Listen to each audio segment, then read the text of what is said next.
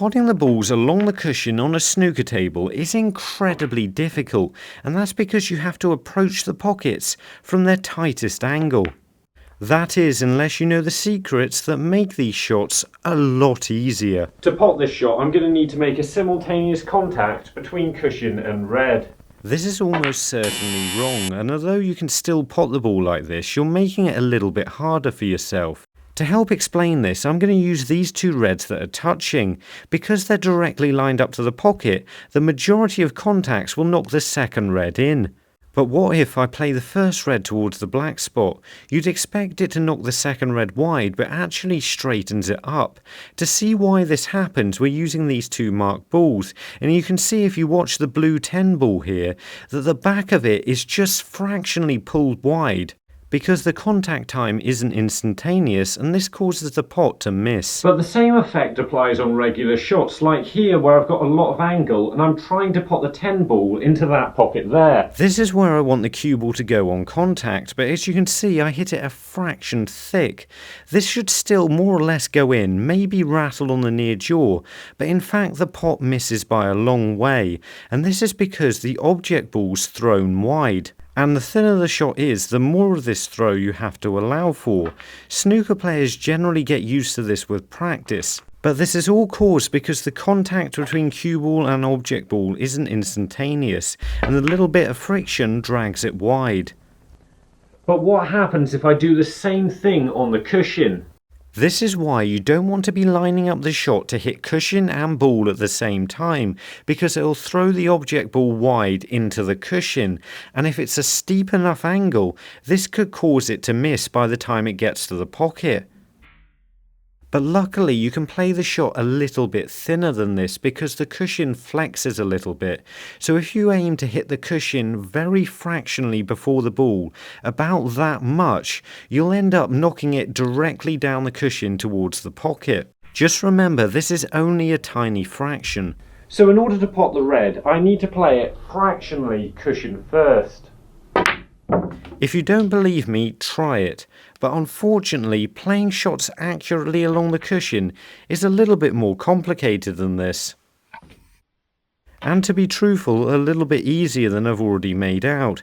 To start off with, we have to go over the obvious. A snooker table is a lot like a cat's fur, meaning it's only smoothed down the table, and this has an effect on shots. So in theory, if I play the shot slow, the red should fractionally roll to that jaw, and a slower shot will normally hug the top cushion even if you're a little out. Obviously along the bowl cushion this is a little bit harder as the balls run away from the cushion, and the effect just won't help you anywhere else. But there are other ways to make the shot easier, and that involves what we were talking about earlier.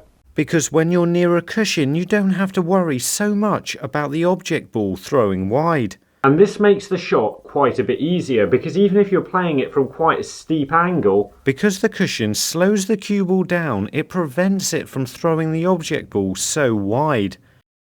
The 10 ball's going flush along the cushion here because the cue ball was prevented from going any further left by the cushion. This gives you a bigger margin for error because you can hit the object ball and cushion at the same time, or you can hit the cushion quite a bit before and still get away with potting it.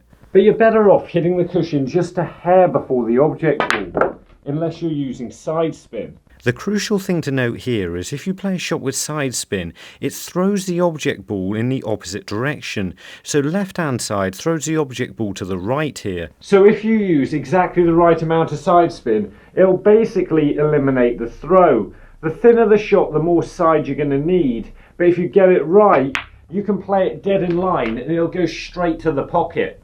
You can see on this shot I actually get the cue ball exactly in the right place, and the spin perfectly counteracts the throw. And you can also see the 10 balls running straight towards the pocket, unlike the shot from earlier where you can see the friction between the cue ball and object ball is dragging the 10 ball wide. But this doesn't work if you're playing a shot along the cushion, because if we've already seen, the cushion stops the cue ball from throwing the object ball wide, so you'll almost always miss the pot. If you're playing a shot on the cushion to your left, then playing it with left hand side makes it almost impossible. But what does work and actually helps the object ball run along the cushion if you get it right, is if you're using the same side spin as the angle you're playing the shot at.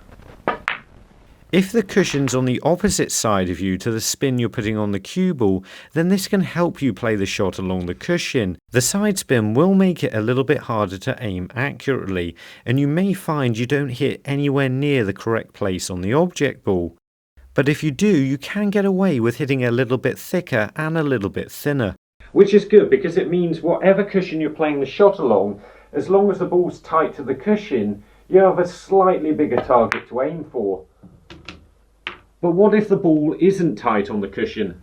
Before we do any more on this, we're just going to find Nicola from Changshu, China, which is there. These shots are definitely harder, and again, this is mostly because you can't see the middle of the pocket. And that makes it difficult when I'm trying to line a shot up from this position, because from here it looks like I can play the red directly into the back of the pocket.